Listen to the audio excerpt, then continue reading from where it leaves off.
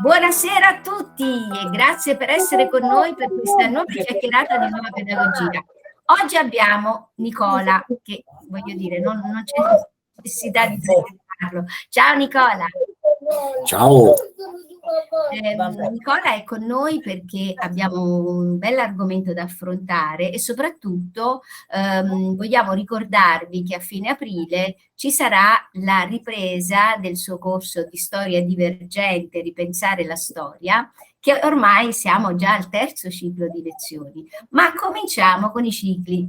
Caro Nicola, ma secondo te nel mondo che verrà il concetto di ciclo cosmico avrà ancora la sua importanza oppure no? Certo, certamente, ma non è tanto il concetto di ciclo cosmico che avrà un'importanza, semplicemente il cosmo è ciclico e le persone stanno entrando, anche noi, in un nuovo ciclo cosmico, in un nuovo ciclo di questo universo e neanche se ne accorgeranno. È l'eterna ruota. Sì, è interessante questa cosa del neanche se ne accorgeranno, perché veramente il livello di consapevolezza per vivere questa esperienza sul pianeta sta diventando sempre più importante e veramente ci accorgiamo che ci sono alcune persone che nascono, vivono e muoiono e non se ne sono nemmeno accorti. Però parliamo per quelli che invece si sono accorti che esistono i cicli cosmici. Come li vogliamo definire adesso per l'importanza che hanno adesso, nel periodo appunto, nel fatto che stiamo per entrare in un nuovo ciclo cosmico? Ma è molto complessa la questione. In realtà ci sono tanti cicli cosmici che si intersecano fra loro. Dipende molto anche da come sono stati identificati e regolati dai calendari dell'antichità.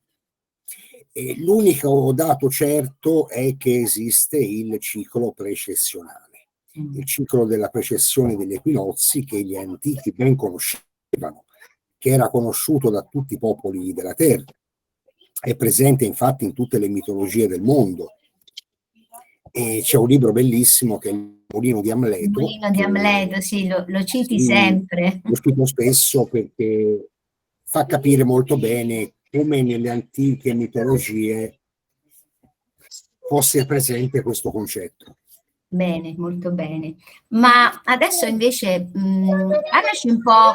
Allora, è inutile dirlo, noi che facciamo nuova pedagogia sappiamo che la storia va tutta riscritta, va bene? Quindi, che senso, diciamo, il motivo per il quale riprendiamo il tuo corso di storia? Parlacene un po', visto che ormai, essendo al terzo ciclo, abbiamo anche una certa esperienza rispetto a parlare della storia in maniera divergente. Non è ancora iniziata la scuola. Il titolo di questo corso è Ripensare la storia. E il titolo quindi l'abbiamo detto, ma diciamo qual è l'obiettivo. L'obiettivo è spiegare che esistono dei condizionamenti che inevitabilmente il potere esercita e ha sempre esercitato sulle persone. La storia è sempre stata scritta non solo dai vincitori, se si parla di guerre, se si parla di cambiamenti a livello geopolitico, storico, ma la storia è sempre stata scritta soprattutto dai veri dominatori, da quelli che controllano e gestiscono le redini del potere. E l'obiettivo di questo corso è ripercorrere la storia partendo dall'antichità, partendo dalla più remota antichità, partendo dalla preistoria, partendo dalla stessa evoluzione dell'Homo sapiens, per spiegare come non tutto effettivamente è andato come ci viene insegnato nei libri di scuola, nelle università, come la storia sia stata costantemente manipolata al servizio del potere, al servizio di chi detiene il potere, per tanti motivi, per motivi non solo economici, non solo di controllo politico e sociale, ma anche per motivi che esulano dall'economia, che esulano dalle questioni che le persone si aspetterebbero, più immediate, questioni molto delicate, questioni che si riconducono alle nostre stesse origini, al nostro stesso DNA. Infatti, nella prima parte di questo corso, affrontando il nostro passato, cercheremo anche di capire chi siamo, da dove veniamo, qual è il nostro ruolo su questa terra, qual è il senso della nostra presenza qui, qual è la nostra missione su questa terra.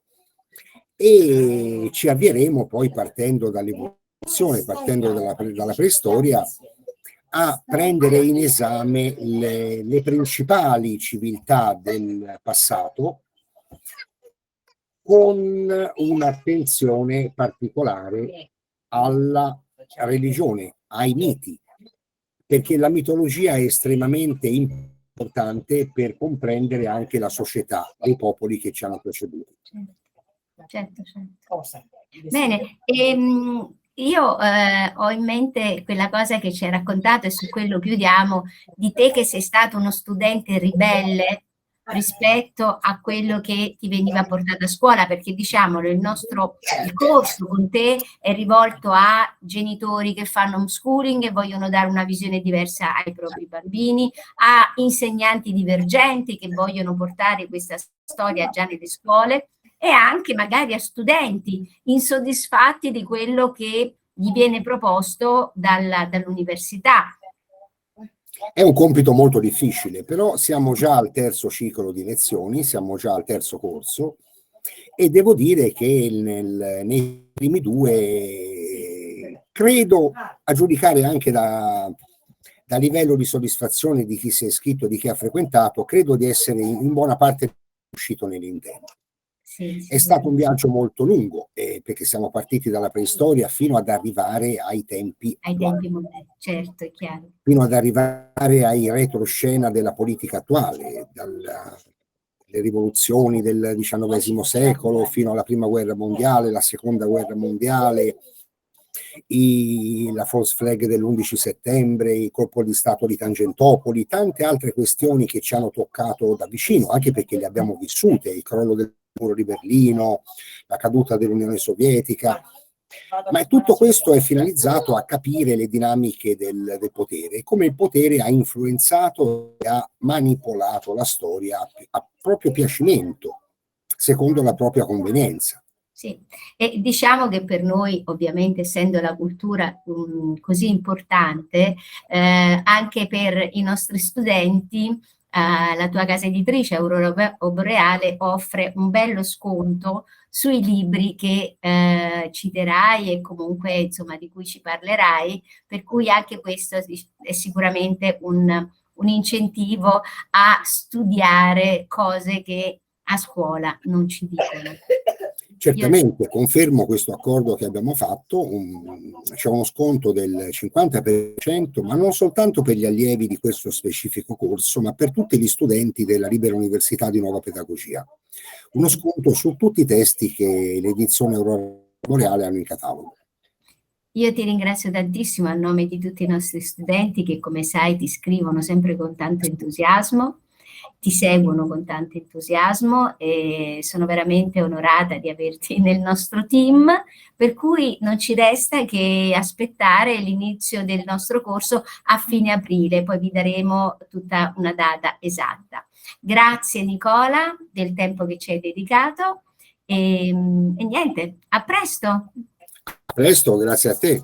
Buonanotte a tutti!